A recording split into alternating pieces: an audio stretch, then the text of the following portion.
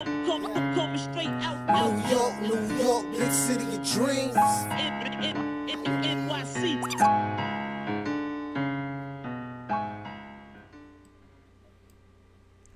What's going on? It's J-Less from Nick of Time Show. Here you that Knicks talk just in the nick of time. And it's time to break down this Knicks versus Golden State game. The Knicks lose to Golden State Warriors 105-96, led by Julius Randle's 31 points in odd timing. But before we can break down this game, let me introduce my guy, the man, the myth, the legend, the guy with the stats and the facts. Ryan G's in the building, and Knicks on a 4-game losing streak. Bruh. Yes, sir. But I'm gonna let my guy Ryan read these stats and the facts since we lost, and we can all break this down together. And hopefully, it looks like you're getting blurry, Ryan. So hopefully your connection stays good for the show. All right, cool. I hope so. Before I start reading the stats and the facts, is my audio clear? Audio is clear though. All right. So I'm gonna go ahead and read the stats and the facts. So the Knicks lost tonight 105-96 on Curry's record-breaking three-point night. Lord. Of course, he does it at the Garden. Yeah. But I'm gonna go into the Knicks stats right now. So, like Jay Ellis said, Julius Randle led the way, 31 points, 7 rebounds, 3 assists. The majority of those points scored when the game was already out of hand. I don't know where this was in the first half, but that's another topic. Mm-hmm. D Rose, 15 points, 6 assists, 4 rebounds. Quickly, 12 points, 3 assists. And we had Burks, 14 points, 4 assists, but he had a terrible shooting night. 4 of 15 from the field, 2 of 10 from three-point range. I don't know, my man just had a baby, so maybe he was up late last night. Right. You know, baby was crying all night maybe, so maybe that's why he had a bad game. That's what I'm thinking. That's what I'm thinking. Yeah. He had the Similac on his Exactly. hands and no sleep. So I don't know what that was about, but keep going, man. Yeah, so the Knicks got killed on the boards, 59-45. Of course, the Warriors passed the ball like crazy, 28 assists. The Knicks only had 18 assists. But like I said, that's another topic, the Knicks' terrible-ass offense. Yeah. But the Knicks shot terrible from the field, 36.1%, 38.1% from three. As you know, the Warriors are the best team defensive rating-wise. They lead the league in that category, so I guess there's no surprise there. And besides that, yeah, the Warriors killed the Knicks in the paint to 38-24. Right. Fires all over the place. The interesting thing I want to talk about though is, we've talked about the best pairing for Julius Randle. We've talked about who should be the starting point guard for this New York Knicks team. So this is the second time, I think the third time this season we've seen Derrick Rose start with Julius Randle, and it seems like the plus minus stats say, I read it, Julius Randle and Derrick Rose, as far as point guards go, is the best pairing for this New York Knicks. I think today you start to see a little bit of evidence of why that's true. First quarter, Derrick Rose gives you 10 points and 3 assists in the first quarter altogether. And even though Randle struggled, I feel like we kind of were in the game because of Derrick Rose's offense and the Knicks team defense, which is surprisingly good. Because, you know, we usually don't do well playing defense, transition defense altogether, but today we did okay. But Ryan, let me know, what do you think about Derrick Rose's play today and overall, and his pairing with Randle? Yeah, I mean, throughout this whole losing streak, I think the one bright spot, or one of the few bright spots for the Knicks, has been Derrick Rose. When I watch the Knicks, and I've said this on numerous occasions about their offense, the Knicks' offense is terrible to watch. It's to a point now where if I'm on the opposing team and I see the Knicks on my schedule, as a defender, I'm thinking I'm going to have an easy night, the way the Knicks play offense, because the Knicks put no pressure on the opposing team's offense. As I said, it's a bunch of my turn, your turn type of play. But Derrick Rose is one of the few players on the Knicks where when he has the ball, he makes decisive moves.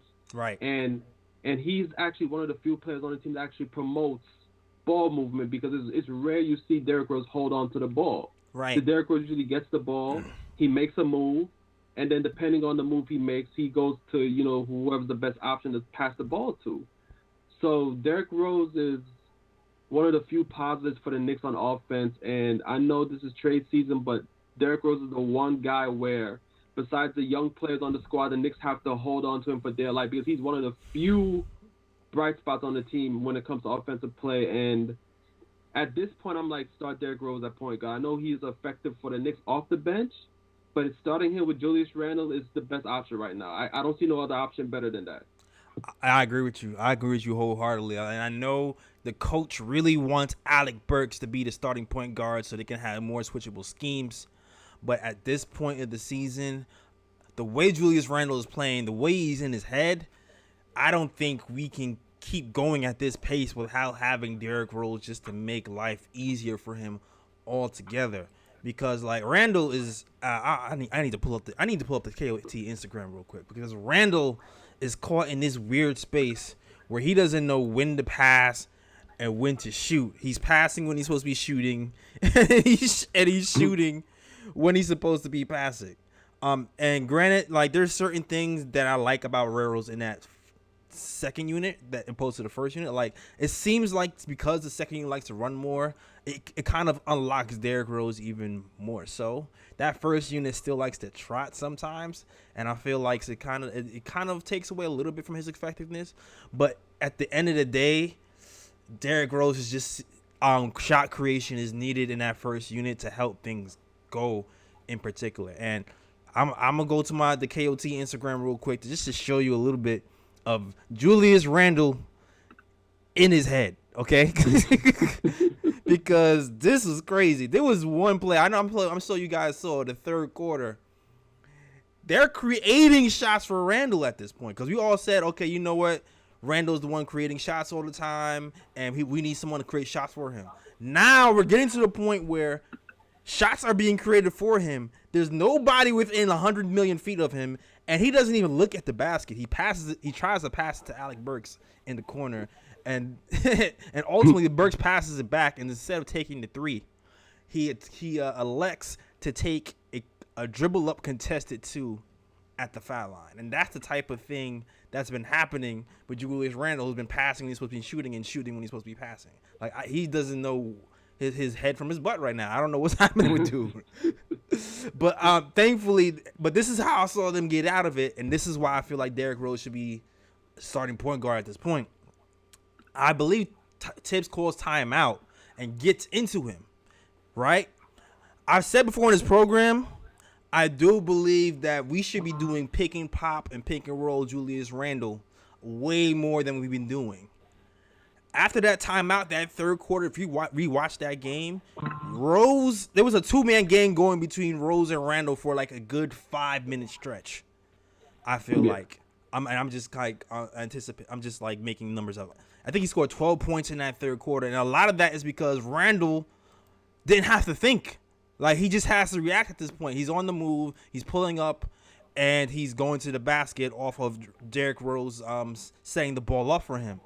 And we need that a lot more from the first quarter on. And it's a weird place to be in because we know we don't want Derrick Rose playing 30 minutes a night, right? But we need to figure out how to at least get him going early. So maybe when the game starts to go on, if he's asked to create for other people, he might be a little bit more in rhythm and able to kind of like just feel more comfortable reading the game, taking the shots that are open and passing on the shots that he's not supposed to be taking. You know what I mean? And especially the way Quickly is starting to play now. And granted, Quickly, right? Because we can look at Quickly's stats real quick. Quickly's been shooting horribly, really bad, right? But I do feel like with the way Quickly's shooting, his playmaking has taken a step up. This season, he's actually is weird. He's reversed his skill sets. Now he's a better playmaker than he is shooter, which is weird. And because of that, I feel like, you know what, it might be time to give Quickly a little bit more responsibility at the point guard spot, and Derrick Rose kind of just hold down the playmaking abilities in that first quarter, really, and with starters with Julius Randle. Yeah.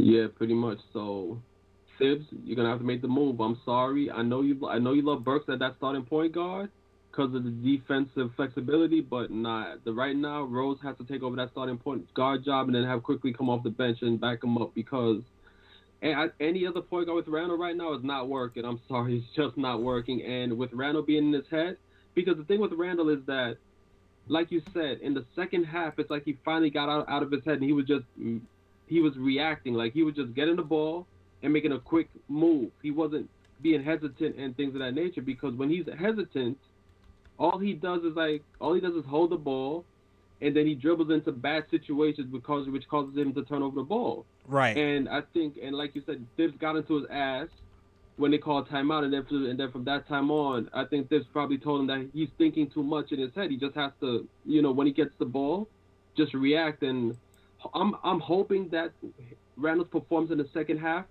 carries over to the Rockets game.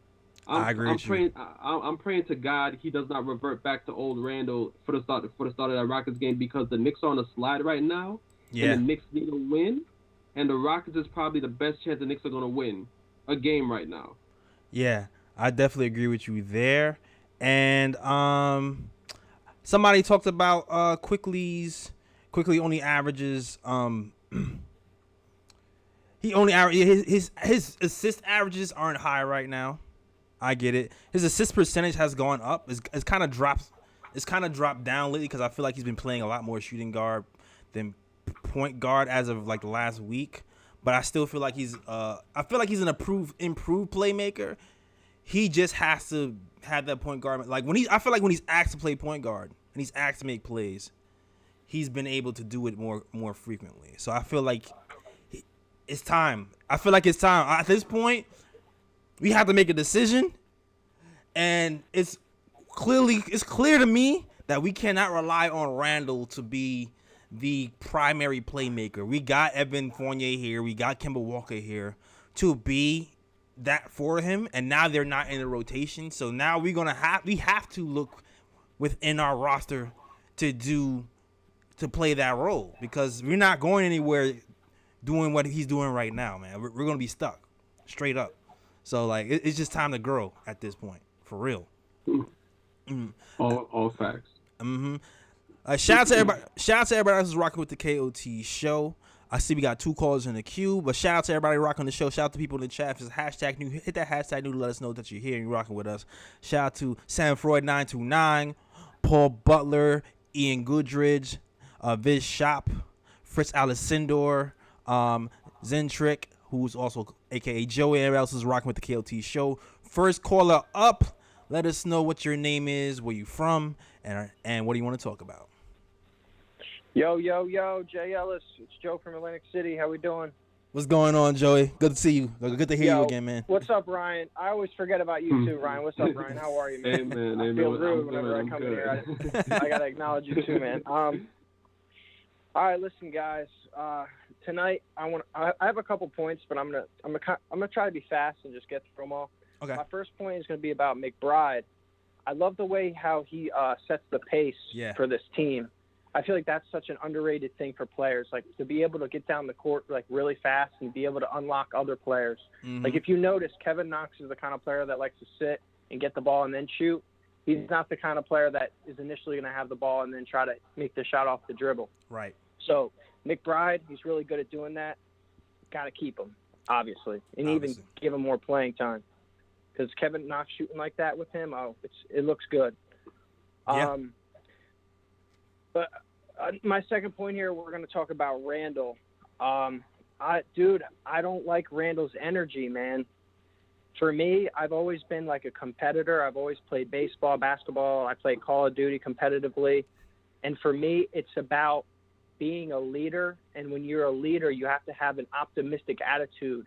You have to be able to not lose composure and be able to regain your composure and get your teammates back into the mental part of the game. Right. Most competitive sports and most competitive games are like 75% mental.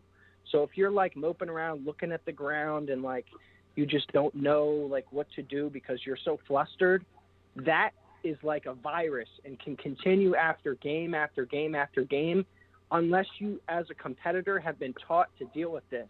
Right. And the only way to deal with it is to be optimistic and basically having your teammates back, because then your teammates are going to be there for you.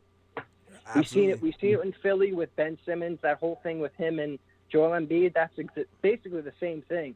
When you throw your teammates under the bus, you guys aren't even going to want to play with each other anymore, you know? So, I don't know. Someone's got to get in Randle's ear and say, listen, man, we're here for you. Like, you know, we got to try to get him out of this funk, because the way that he's playing right now, his energy looks terrible. Yeah. He's putting his head down. He's moping around. It just doesn't look good, and it's not good for our team right now. So, I don't know, man. And that's another thing, too. It's like, what is Randle's role now? Now that, like you said, we don't have Fournier and Kemba to be the ball facilitator. Are we going to have someone like Randle right now who doesn't have the mental capacity to even do that? You know what I'm saying? Right. It's like we're kind of shooting ourselves in the foot, you know? Mm-hmm. Yeah. Now, So, I agree with you. I agree with you on all points, man. Like I said before on this program, and I think I actually heard somebody else say this on another program, like on television, not on like Knicks Nation. I talk a lot of this program about leadership posture, and leading is more than just being a leading scorer. It's also being like an emotional leader, and kind of like hyping your teammates up. Today it was very interesting today, because I feel like we were executing the game plan defensively, but also when you look at Randle today, he had dead eyes. You know what I mean? You know what I mean by dead eyes? yeah, man. And because you know what, too, Jealous, when you're getting the ball and you're just basically just throwing it back to the person that just gave it to you, and that person that just passed you the ball is literally like getting the ball back and then just throwing it right back to you, that's sending a message like, yo, wake up. Right. You know, I'm passing this ball for a reason. Shoot it. Derrick Rose passed him the ball, and Randle threw it right back to him, and Rose threw it right back to him. Like, make a play. Yeah, you man. know? Yeah. Like, stop moping around and do something. Because whenever Randle gets the ball, he's looking to pass first. And I don't know if this was a thing they talked about in coaching. Like, Randle, you need to be more of a facilitator versus a scorer. I think Randle needs to be attack first. Don't look to get your teammates involved. Look to attack. And when you attack the basket, then you can get your teammates involved. Because when you attack the basket first, you're going to collapse the defense. And once that defense collapses, it's going to create other opportunities. You don't just get the ball and pass it right away. You got to attack the basket first. I've always said that. Listen, I'm not sure if that's the answer either. I just know he has to be more aggressive than what he's been. Because I do feel like a few weeks ago he was getting killed, particularly right before we started to play the Bucks the first time. People were killing him because he was shooting the ball too much. And then they pointed to Giannis and said, see, look at Giannis. He didn't even take a shot a whole quarter, and his teammates are eating. This is what we want you to do, Randle. And then Randle started doing that for like a 2 or 3 week span. And now people are saying, rightfully so, and I agree with people now, see, now Randle, you're being too passive. And to be honest with you, I agreed both times with people. Like he has a problem balancing when to pass and when to shoot, ultimately. It's just obvious though, and it's clear as day that he's lost his ability to be an attack first player. He's looking more to just facilitate, and that's never really been his role. I feel like why are we trying to make him a point guard? Like last year, we tried to take him out of that role, and we tried to have what's his name, Elf on the Shelf. Really try to be more of a facilitator instead of just giving the ball to Randle every single possession. Absolutely. He just needs to be more of like a post up player. I don't know. It's hard to say because at the same time it looks like he's got no confidence either. He doesn't. He's just going through the motions. He does. Yeah, pretty much. Yeah. And salute to you, Joey, man. Thanks for calling and breaking us in. One more thing? Go ahead, man. One more point before I go. I know the last time I called, we were talking about the Ben Simmons trade. Mm-hmm. And if we were going to do a Ben Simmons trade, I was thinking about it a little bit more. What do you guys think about giving up Fournier, Kemba Walker, Kevin Knox, and maybe like a late draft pick for Ben Simmons? All right, that's all I got, guys. That would be easy for me. What? I would be elated, but I do not expect that. Easy. I would drive them to the airport myself, but I don't see that happening though. Yeah, I do not see that happening. If we get freaking, man, even if we don't use him and we flip him with somebody else, I just don't see it happening. It's like they're going to want more young pieces, promising young pieces, than a struggling Evan Fournier who's been outplayed by Kevin Knox today. Yeah, which is crazy. Exactly. Or Kemba Walker or any of those guys. The value is just not right there right now. And yeah, that was part of the problem today. Listen, man.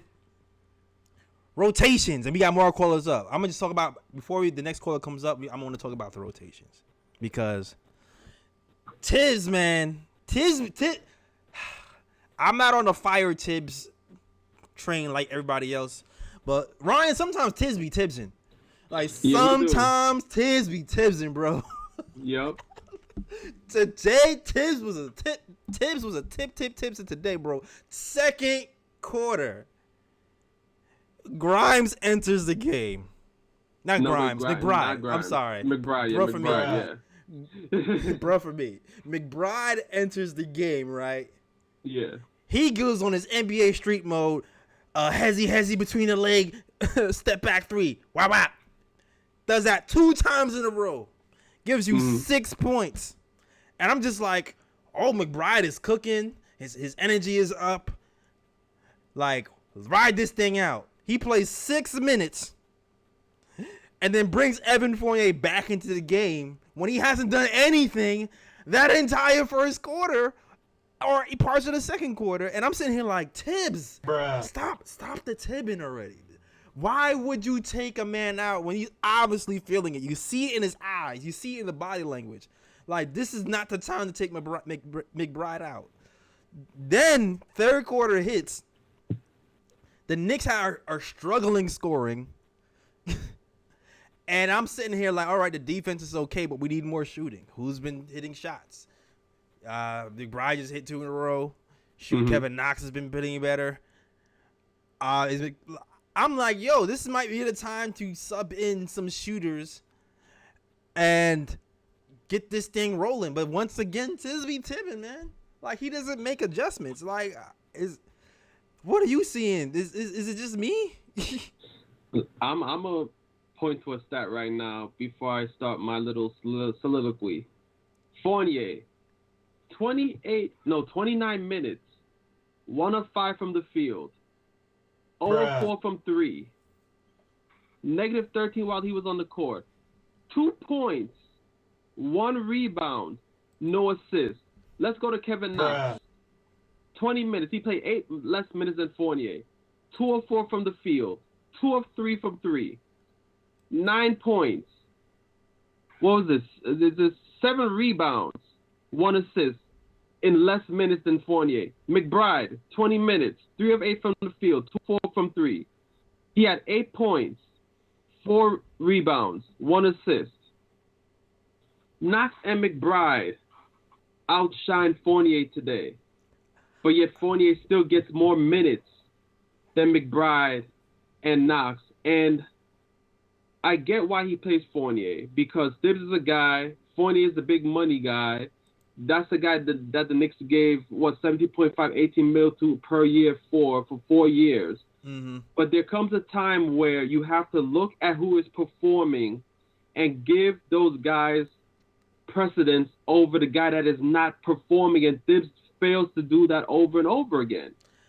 Ryan, politics, F politics. Let's politic ourselves, man. That's all I have to say about that. Evan Fournier should not have been playing as long as he's been playing, and it was obvious. I never thought I would be like put Knox in before Evan. I never thought it, and it got to a point where Tibbs was thinking the same thing, because his closing unit was Knox and McBride, because finally he was like, okay, we need some shooting out here, man. Let's try something. Mm-hmm. So it's like he seems just to get it in weird times and at the wrong moments to me. Like, I don't know, man. Exactly, and I want to go off on. I don't really want to go off on Fournier, but it's to a point now where it's like the way I see them using Fournier and the way the Knicks offense runs, I'm like, yo, they might as well just put Fournier on the trading block and see who wants Fournier, because the way the Knicks play offense, Fournier is not going to go off. Right. For the Knicks, with the way the Knicks play offense. And if they're going to pay this guy $17.5, $18 million a year and run an offense that does not fit this guy's skill set, you might as well put him on the trading block and see what you can get for him, and get guys in here that can actually fit within the Knicks system, which I think the Knicks offensive system is crap anyway. So yeah, it really is crap, and I completely agree with you. Especially we have hungry wolves over here and McBride and Grimes who can give you a little bit. It seems like they can give you a little bit more dimension at this point. They can at least give you something on the defensive end. I'm not sure what the value of Evan Fournier is at this moment. He's not a horrible contract, but it's like an in between contract. It's not horrible, but it's not super cheap either. So we kind of caught in between. So we kind of need a little bit more production to make it easier to move him. But if we can, I'm all for it for real. Maybe the Magic want him back. I don't know. Maybe we flip him for Terrence Ross. I don't know. Magic for Magic. Maybe we do that. Do you believe in Magic? I think I do right now. Facts. Evan Fournier for Terrence Ross. I'm with it. yo, salute to the chat, man. If you like the show so far, please hit that like button, subscribe button. And super chats are also help because it helps keep the lights on, keeps the phones going, and things of that nature. But shout out to everybody who else is rocking with the KOT show. Shout out to Vibe Shop. Picks for Timmy, my real fake cousin Winston Ellis. We surveyed 100 people. The best mod in the game, Fritz Alessandor, Sanford 929, and everybody else who's rocking with the KOT show. And shout out to you, Eric Kang. He says, Jay Ellis, you the man. Gunshots for you, Eric Kang. All right. Next caller up. Let us know what your name is and where you're from. I believe it's JT, though. What's good, fellas? What's good, JT? Man. This one was, we lost this game. They didn't win it. We lost it in the third quarter because Tibbs was living and dying with Evan Fournier. That man didn't produce nothing, not a French roll, not a bacon cheese, not a bacon, egg, and cheese, not a French vanilla, nothing. Man. That man couldn't offer nothing. Not a quart of water, nothing. Not a fry, nothing. Nothing. not a damn thing. But he's like I said, the only team I see actually going for Evan is a team that need like a third or fourth shooting option. And I think in order for us to get rid of him, we're going to take on a contract we really ain't trying to take on. That's my honest opinion. Because for 17 mil, ain't nobody going to just take a fourth or a fifth option. As I was saying earlier, and the last caller was saying, Randle is definitely in his head. He's trying to figure it out as he goes. But like I said, like I'm going to say every time, this is what we got to go through, the growing pains, because we worked. Everyone fired Tibbs and trade Randle and all that stuff. We worked so hard last year to change the narrative of the Knicks, and overnight we can get right back to that same narrative. Same old Knicks, dumpster fire everything. They fired their coach after 1 year, coach of the year. They fired him. They traded their most improved player, all that kind of stuff. So I know they don't want that PR nightmare. I know everybody's saying, "Oh, screw that, come on, man. Y'all know y'all not the suits up. Y'all not the suits in MSG. Y'all know that's not what they're trying to go for." Right. We saying it's a worldwide mess because we got, I think, all of our young kids all play the same tempo, and I think we would be a completely different team if all of them ran. I'm not saying we may not even be a playing team, but we would be an exciting team because you see the way Jericho's jumping out the gym. You see McBride and Grimes both, they playing in these guys' jerseys, and they have they dogs. They have all heart. Same thing with Obi. Same thing with Quick.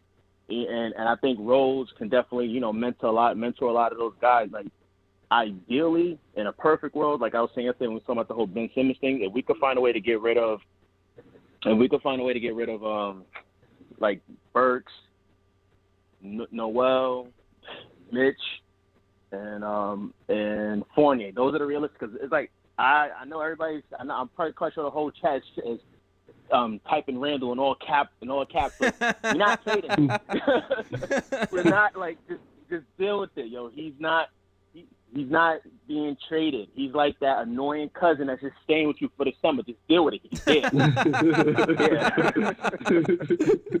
He's dead. He's a cousin that came from Jamaica that you can't stand, but you gotta deal with it. I'm just saying you gotta stand it. We just gotta learn to live with it.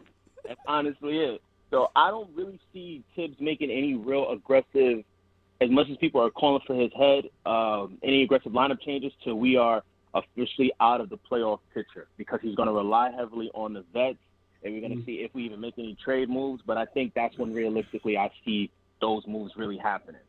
But till then, all 82, like the rest of us are, make sure everybody hit that like button, subscribe, thumbs up, keep doing what y'all doing, because this is the hard times. Everybody was all of the casuals and the bandwagoners was here last year because it was the cool thing to do. But this is the real squad. Kick we rocks. Always here. We've been here when we won 17 games. Facts. We was here. We're gonna stay here. Facts. So like I said, if you're not really with us, then go ahead back to Jersey. We here. Exactly. Always here. All 82. I'm out. Peace. Exactly. All right, man. Yo, gunshots to my guy JT, man. Here, all 82. Speaking of these straight facts, Randle's not really. I'd be very surprised if Randle goes anywhere at this point. Listen, like you said, we have time to turn things around. It's interesting. Health and safety protocol is kicking our butts right now, because if you look at our schedule after this Warriors game, it starts to get a lot lighter, and it would look a lot more optimistic if we had all our horses in the stable with us, because the next game is the Rockets.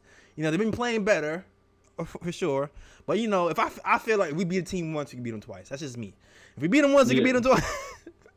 So I feel like, okay, the Rockets can be had. The Celtics are, they got a player back, so they starting to try to play well again. But then we have the Pistons, the Wizards, Hawks, who we beat, the Thunder, the Pistons, and the Thunder. So there's winnable games coming up where things can turn around, and these tears that we've been crying can turn to jeers. But it's just like we just need to actually turn it around, get some bodies healthy, or maybe just have guys step up who are stepping up now, or coaches step up and realize when things is working and when things aren't working quickly enough. Yeah, and I want to just talk about the guys that we have on COVID protocols and things of that nature at the moment, because I want to reference something that happened last year, and I fear that this might be the case again this season if Thibs is on that same wavelength. Because I don't know if you recall last season. Remember when Frank Ntilikina he had a good streak going where he was getting playing time, he was playing good, and Thibs was giving him time. And then remember he got hit with the health protocol, and he had to sit out games. And then from that time on, it was like he was just glued to the bench. Thibs didn't give him another chance after that, pretty much. Right. And I fear that this might be the same thing for Grimes, because Grimes had a good game. That one game had a great game, and then all of a sudden he gets hit with the health and safety protocols. And then by the time he comes back, the Knicks are going to have their guys back, because RJ's going to be back. Right. Obi's going to be back. And pretty much Thibs is going to have his guys again. And I fear that even though Grimes scored that 27 that game, Grimes might be relegated to the bench again, where he's only going to get like 5 to 10 minutes a game, and Thibs is just going to play his guys again. And I feel the same for McBride, because clearly after tonight's game, McBride does deserve more of a chance. Even I've been thrashing Knox the last couple of seasons, and I'm even thinking Knox deserves more of a chance the way he's playing right now. So I just want to see, is Thibs gonna Thibs, like you said, when he gets all his guys back, or is he gonna realize that these young guys are actually making an impact and play these guys? Right. Is Tibbs gonna Tibbs? Let's talk about Kevin Knox, man. Let's talk about Kevin Knox. It's time.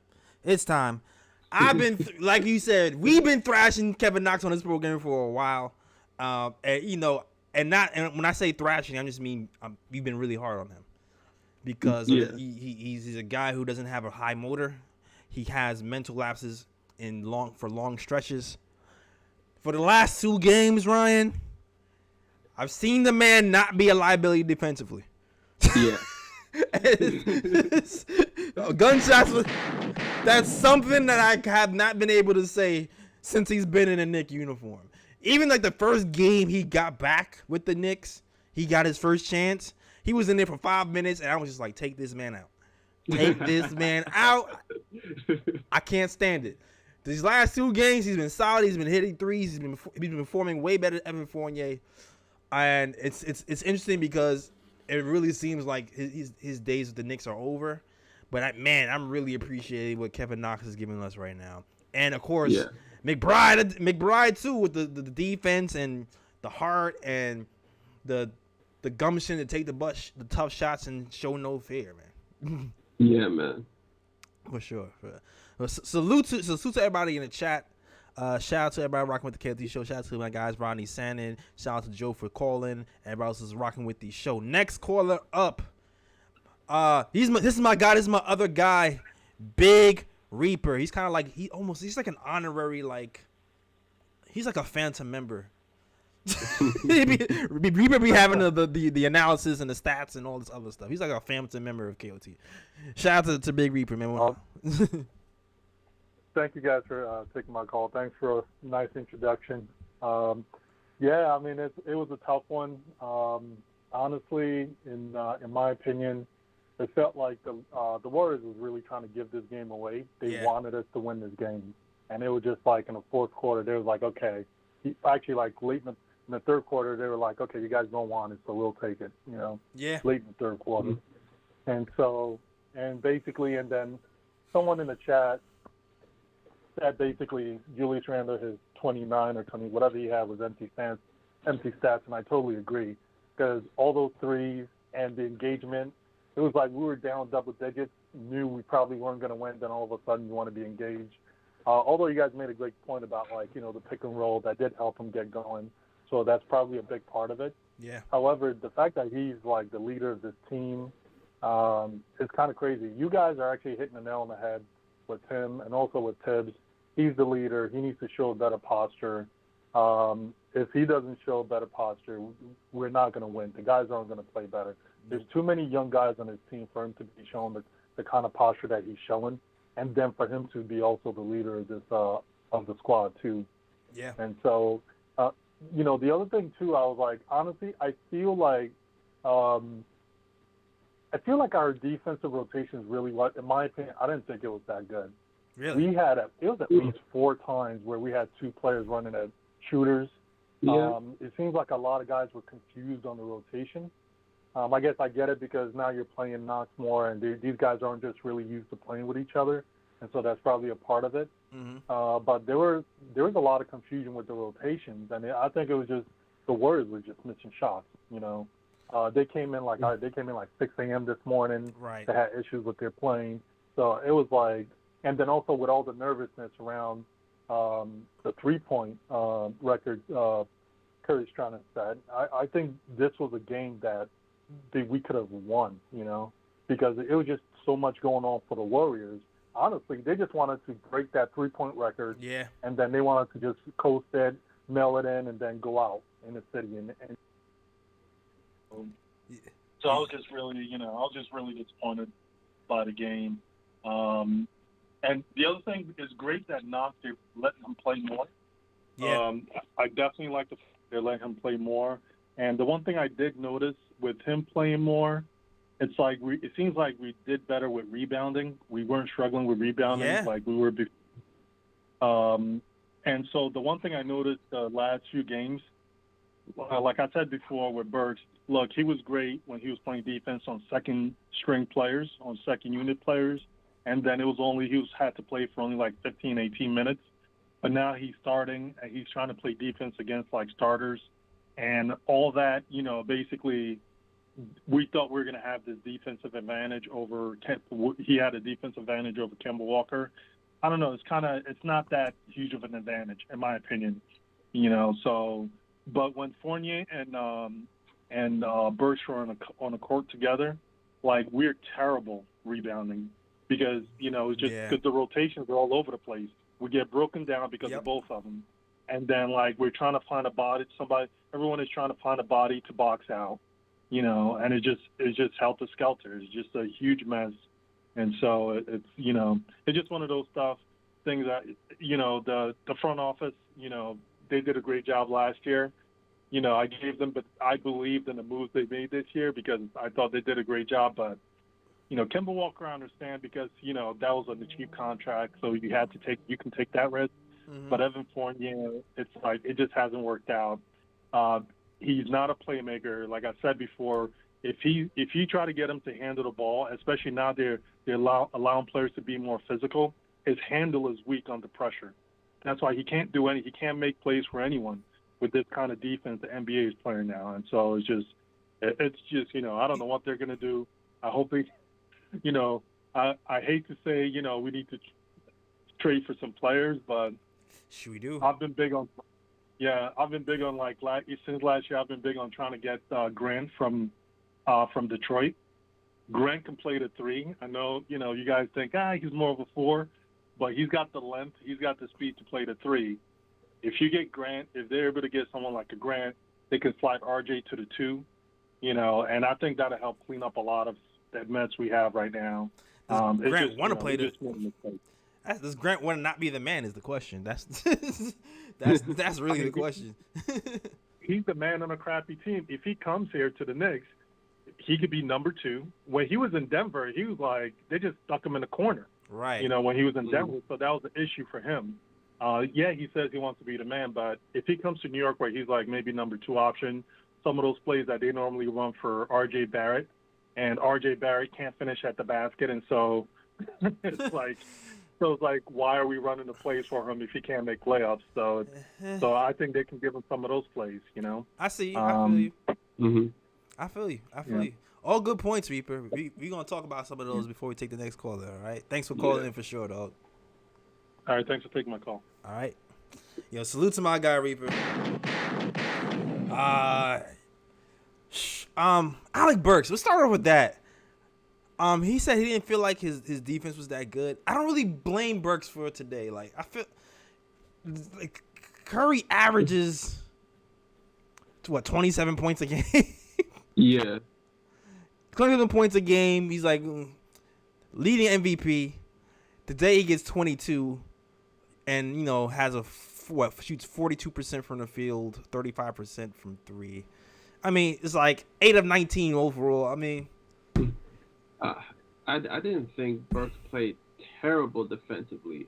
I just think Burks had a terrible game offensively. Yeah. And to be honest about it, I do understand what Reaper is saying because, the Knicks rotations did break it down at times. Because I remember a few plays, I think in the third quarter, where Steph had the ball and they tried to double Steph and the rotations were off and it resulted in Draymond Green getting the ball and having an open lane to dunk the ball and things of that nature. So, Reaper's right. But to be honest about it, for the most part, I feel like the rotations were all right for the most part. Like, it was only a few times that it really broke down like that. So, overall, I would say that this is probably one of the Knicks' better defensive performances lately.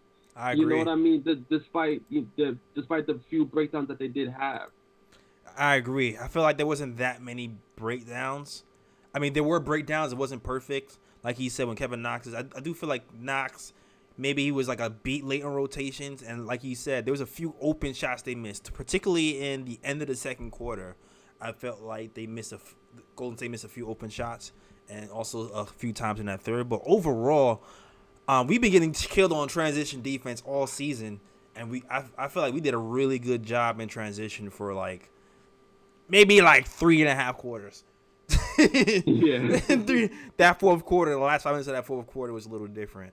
But I feel like he kept up pretty well, especially considering the way the Warriors pass is always, it really considers, you really have to have multiple efforts to keep up with this team. And so I felt like we did an admirable job rotating on defense. Now, finishing out plays, a lot of times when you scramble, like Reaper said, you're out of position for rebounds. And I thought that was a lot of reasons why we missed the rebounds. And also, this is why I bigged up Kevin Knox, too, because Kevin Knox seemed to rebound the ball pretty well when he was scrambling. Yeah. There was a big rebound he got that got us a second chance point. And I'm just like, okay, Knox battling for rebounds on the board, playing big like he's supposed to. Okay, I see you, bro. So there was things to like about this game. I didn't expect to win this game whatsoever. So success for me was, what was going to be having Quentin Grimes play and show out, but he didn't play. But surprise, surprise, McBride gets to play, plays 20 minutes and scores 6 points and nice pull-up jumper. Knox gives you some useful minutes. And the other win that I'm hoping the coach realizes this is that we start to use Derrick Rose more as a primary ball handler, point of attack guy, who we use him to unlock Julius Randle more, having them to have a two-man game doing pick and pop, pick and roll, and maybe that'll just kind of just free up Julius Randle offensively for the rest of the season or moving forward. I'm hoping those lessons we take from this game and we start to bring it into the next game when it's time to play the Rockets. Yeah. All right. Next caller up. I see we got Ken next on the line. Ken is the editor of the KOT show, and he has a new article up. So shout out to my guy Ken. Let us know what do you want to talk about, Ken? Yo, what's going on, Jay Ellis, Ryan? Hey, man. Guys, man, just another tough loss. Like Jay say, we just put out an article. It's trade season, and the team isn't doing well. And like you said, last year we also weren't doing well. Yeah. After 25 games, right? We traded for Derrick Rose, and then we took off after that. This year, I don't know if there's going to be that type of player we can trade for, but we definitely need to do something. Oh, and regarding trades, as we wrote the article, we can't trade Derrick Rose this year, so he's not eligible to be traded until after March. The trade deadline is February 10th. We could trade Randle, but because he signed that extension, we have to wait 6 months. So we can't trade him until February. So it would be like the week right before the trade deadline comes. Mm-hmm. So I don't see them trading Julius unless the season's lost at that point. Because like right now, if there's going to make a trade, if a trade's going to happen, it should happen soon. Because like you said, we're sliding. So anyway, I'll let you guys read the article, find out my thoughts on what's going to happen, or one of the scenarios. But I don't want to spoil it. But anyway, I just wanted, I've been hearing everybody talking, and I get the frustration, but I think we got to be real. This team isn't that good. No. Randle is at best. When Randle is peak Randle, he's maybe like a third best player in a championship team. Right. RJ is really more of a fourth option who will eventually grow into like a number 3 or possibly a 2. And everyone's burying Fournier. I'm like, listen, y'all love Fournier at the beginning of the season. The first game of the year he came out and he looked like God. Sure did. Right? But and the man's got a track record in the NBA. Like he's been around for 10 years, so he's not this guy running the mill. And I think you guys have mentioned it. Yeah. Something's going on because the team's playing. The offense is listen. I don't know anything about NBA offenses, but you saw tonight, right? What a good offense is. Constant motion, right? All this ISO ball that we're doing, and there's terrible ball movement. Everything is, and this focus on 3-point shooting. Remember this year tips us out. We're going to take more 3-point shots. Mm-hmm. Maybe we shouldn't, and especially like I said, with Randle, like, listen, Randle, you guys are absolutely right. Randle needs to get off the ball. He needs to be going downhill with the ball, using his body, or he needs to be doing more pick and rolls and then getting mismatches and posting guys up and using his body. But like I said, the 3-point shots or those long twos, that should be like, the 4th or 5th option in his arsenal. Shouldn't be his bread and butter. But anyway, just what I wanted to say to you guys is, to me, Tibbs has a lot of blame for what's going on because these guys are playing tense. They don't look focused. How many silly mistakes they make every game? They're not right. And one thing nobody's and we just talked about the offense, but one thing no one's mentioned this year, and I know if it's just a coincidence, but remember last year we had Mike Woodson on the staff, and I think he held. He was kind of like a buffer between Tibbs and the players. That's a good point. And like I said, last year was different. There was, low expectations, and everybody was motivated. And I know you and I, Jay, we went back and forth this summer because I didn't like that they extended Randle. I wanted to see Randle do it one more time. Right. Because I was thinking he was on a contract year. And like I said, I'm not, I don't know what's going on this year. I'm not going to say that he's reverted because I think he has gotten better. But like you mentioned, he's in his head. Yeah. And like we said, you got Kenny Payne on the staff, who's kind of an old head who the players can talk to. And then you also had Woody, But now it's like I don't know because like these guys are all in their heads. They're feeling the stress, and like I said, it just feels like this team's ready to implode. They're playing too tight, and like I said, Tibbs needs to do something offense. You don't have any stars. You don't have Chicago Bulls Derrick Rose or Jimmy Butler on this team. You don't have Cat or Wiggins or Jimmy Butler on Minnesota where you can play more of this ISO ball. You got to play more of this motion offense, kind of like the Warriors do. You got that's what Evan Fournier is good in. Like you all said it, that's what he flourishes in. And you can't be relying on Randle to create offense. Nope. And like I said, we don't got a stud that can just give the ball to and can just break the defense down on their own. So it's on to me. Last thing I want to just reiterate is, to me, a lot of it's on the players, but it's also on Tibbs because he's blaming everybody. He's benching people, trying to change rotations. But listen, you gotta ride the players out because everyone's loving Grimes, everyone's loving McBride. But listen, man, the same thing with Fournier. He came out first couple of games, he did good. But what's gonna happen?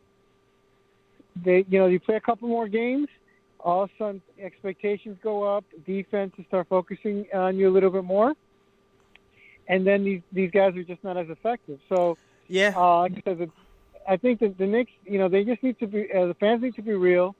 This team is a solid team, and look, this year the East is tough as hell. The East this year is better than the West. Mm-hmm. So, I think we're going to win some of these games that we're losing now, but the reality is, unless we make a trade, for a star, we're not going to be, better than a 60. Yeah. And listen, Boston's doing bad, Atlanta's doing bad, but we're Knicks, we're Knicks fans and Knicks show, so we don't talk about that. But this year's tough, man. Those teams are supposed to be good. They're not. They're all struggling too. So that's the only thing I just wanted to just to end the call on is I think Tibbs needs to get more creative. And one thing like I think somebody mentioned last week, last show is play Randle a little when Obi gets back. Play Randle a little after three. Like go big. Freaking lootly, man. Like free Obi, right? damn it. That's the only chance. Free Obi. Right, Obi's the only one who's got like true star potential. He's got the crazy athletic ability, and Randle at the three, he could be a monster. Especially like I said, he's slimmer than he was last year, so he should be quicker. So anyway, guys, that's the only thing I just want to get it off chest. You guys are doing a great job. Keep up the good work and keep your heads up, man. Right. We're gonna start winning some of these games. All right, I hope so, man. Right. Salute to my guy Ken. Yes, sir. The KOT show, and I kind of like scrolled through the article a little bit, and he said no spoilers, and then you saw the top of the article says Obi goes west, so that was a little bit of a spoiler on his trade.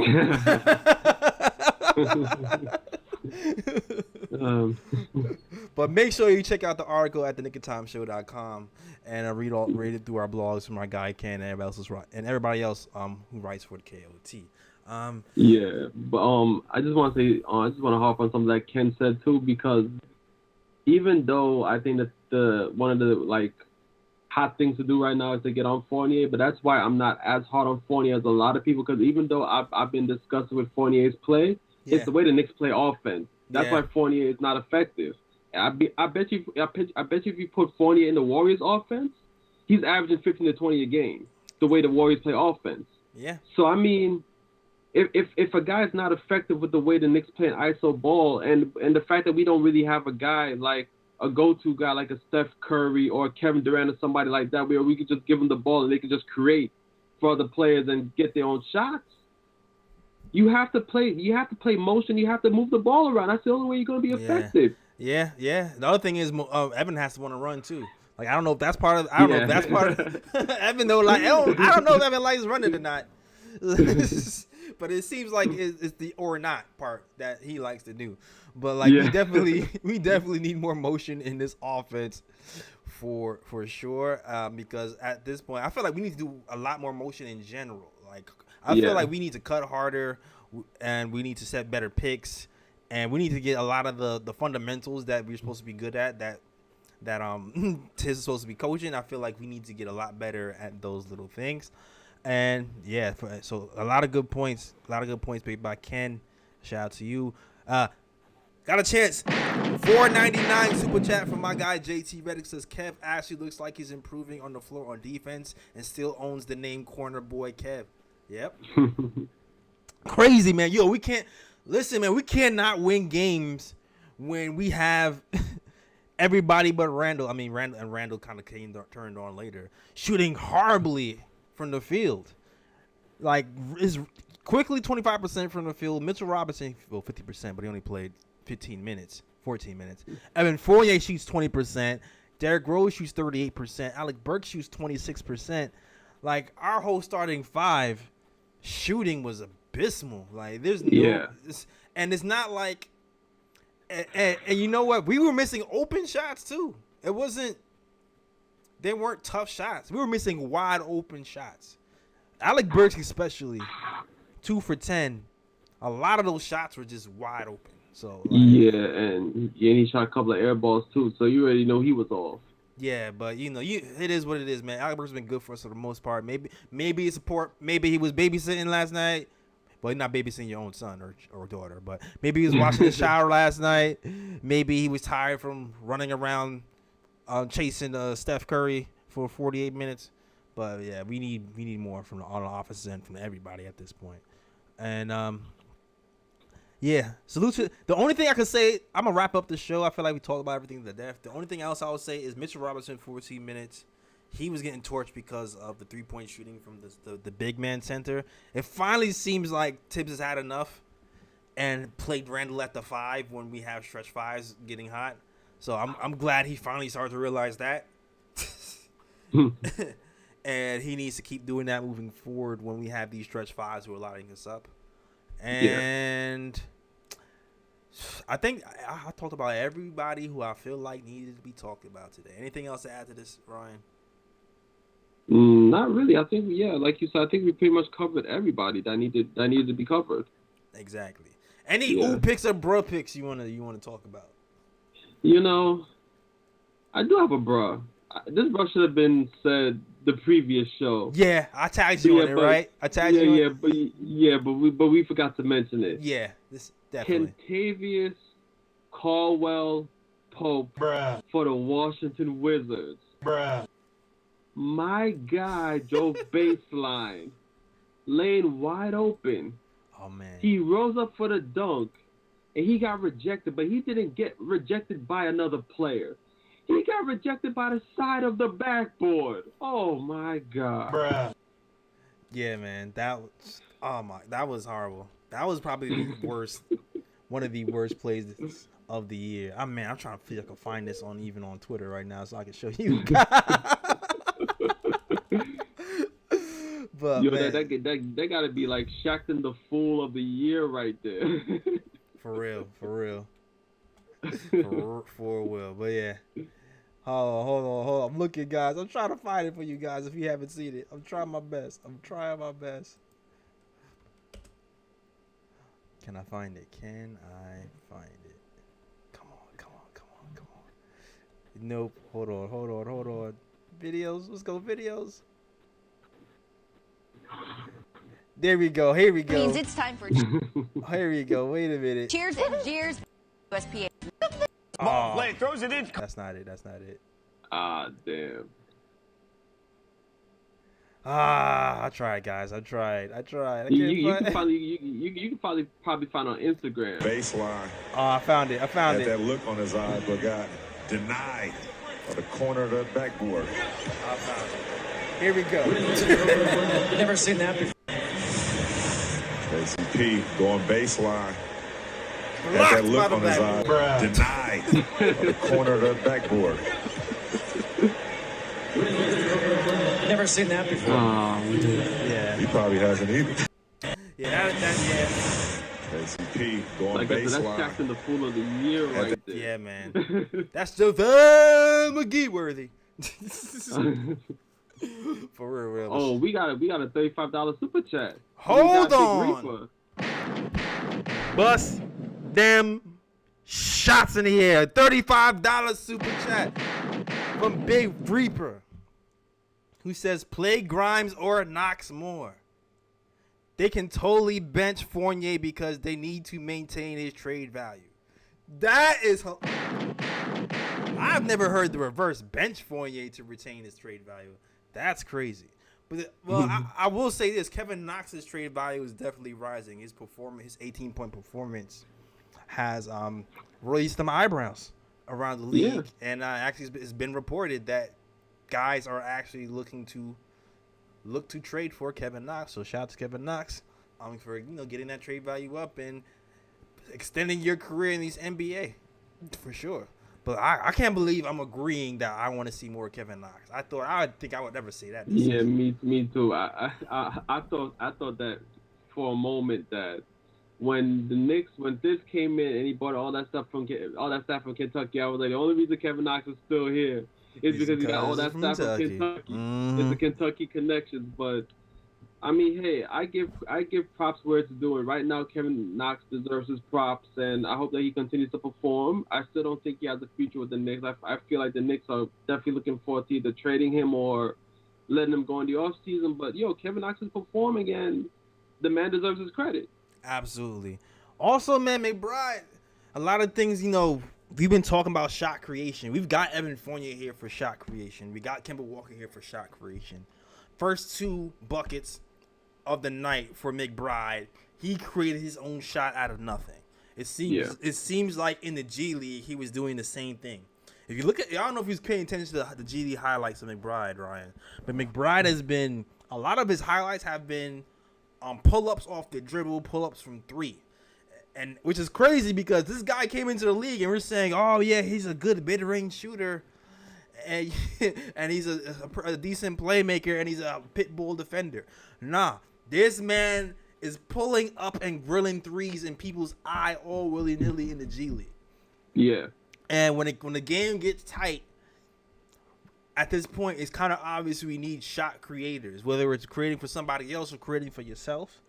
And it seems like this kid might have a knack for creating for himself. And it's still early because, of course, that's just the G League and this is the NBA. But it just seems promising that the types of shots he's making are with people playing defense up on him. They're not stand still in the corner, catch and shoot threes. So that's a big need for this team. And that's something that we actually purposely went after. That's why we got Evan Fournier. That's why we got Kemba Walker. So that plus the defense, shoot. A lot of these young kids need more time. So even Evan Fournier, the final result, forget that he hasn't been good for us. Finding minutes to develop these kids who seems like they can do the things that we've been asking for might be one of the biggest reasons to move Evan Fournier. Yeah. Yeah. That's all. Man, that's all I got to say. The show just extended for like an extra 5 minutes out of nowhere, but whatever. But Lucy, shout out to my guy, Nuggy Fresh in the building, who just walked in. Shout out to you. He says the next season is over. It's not over, Nuggy. It's not over. We got games coming up in the Rockets, Celtics, Pistons, Wizards, Hawks, Thunder, Pistons, and Thunder. Like that's 1, 2, 3, 4, 5, 6, 7, 8, 9. That's 10 games that are they're winnable, man. They're winnable games.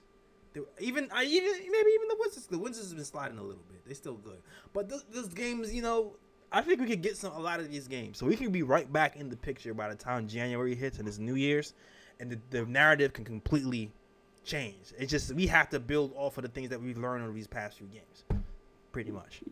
Yeah. All right, but yeah, man, that's our show, man. Shout out to Reaper and everybody else who's rocking, who gave us the super chats. My guy, Sir G, let them know where they find you, sir.